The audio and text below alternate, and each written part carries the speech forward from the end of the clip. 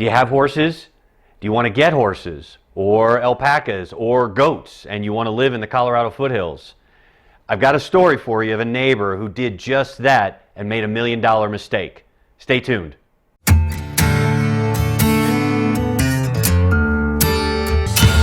Chris Vinci, here for you in the foothills. I had a neighbor who made $1 million mistake. Here's the story. I had a neighbor who bought a home in Evergreen for $1.5 million and they wanted to convert that property to a working farm. Now this property is zoned agricultural. So these folks are allowed to bring their livestock, their goats, their cows, things like that. Problem is they only had a household well permit, which legally the state says you can't use your water to water these animals. So a year after these folks moved in, someone turns them in and they get a nasty letter from the Department of Water Resources, state of Colorado. This well cannot be used for watering of domestic animals. This is an illegal use of the well permit. Cease immediately.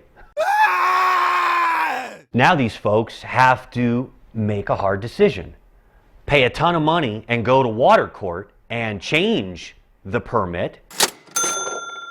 Pay a ton of money and go through what's called an augmentation plan to give them legal rights to the water. Pay a ton of money and buy water and store it on their property, which is totally inconvenient.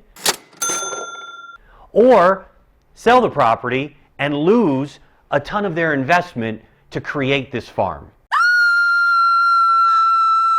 Out of curiosity, I did some digging. I know this property, so I wanted to find out how this happened. These folks used a Denver agent, not a local realtor. And it was clearly identified on the MLS listing that it was a household use permit. Somebody dropped the ball.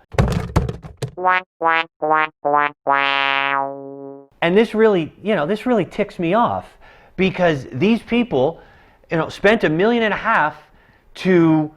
to create this lifestyle, and now they're being told they can't use the water coming out of the well from the home they just bought.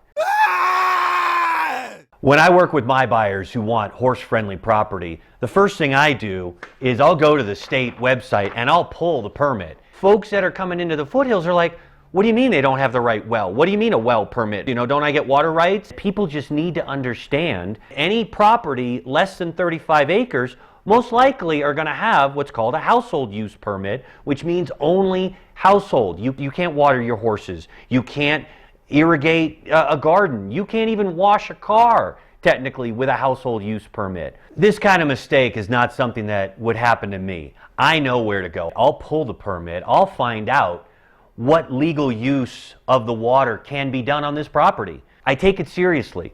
I don't want anybody to run into a situation where they spend $1.5 million and now they're faced with these hard decisions. This is the level of detail that you need from a realtor when you're looking for a lifestyle in the Colorado mountains.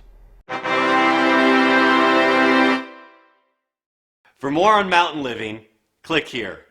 To see real-life examples on how I problem solve to help my clients, click here. I'm Chris Vinci in Evergreen, Colorado. See you in the next video.